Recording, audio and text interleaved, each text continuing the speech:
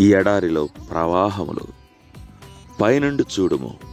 పరమగీతములు 4:8. నలుగుగొట్టు బరువులు క్రైస్తవునికి రెక్కలనిచ్చును. ఇది వ్యతిరేకంగా కనబడిన సరైన సత్యమే.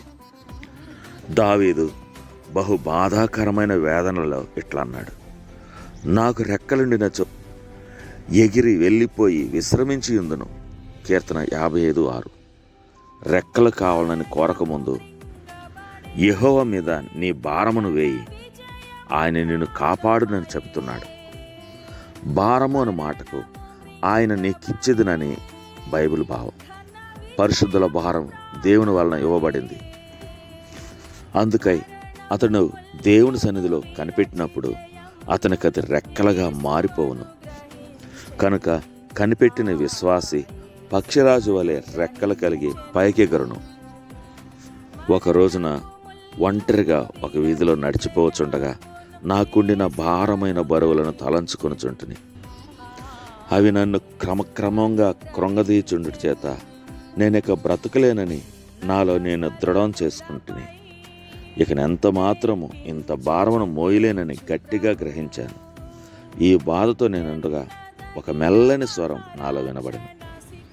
అది ఇట్లుండెను: ఈ బరువు నిన్ను కృంగచేయుటకు కాక నిన్ను లేవనెత్తుటికే వచ్చెను. అప్పుడు వెంటనే నా తప్పును తెలుసుకున్నాను.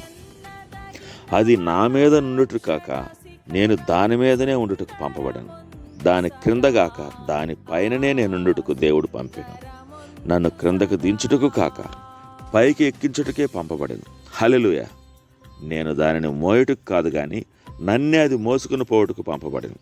నేను దానిని మోయు శక్తి లేని వాడనని ఎరిగిన దేవుడు నన్ను మోసుకుని పోవుటకే దానిని పంపినని నేను ఇప్పుడు గ్రహించుతుని.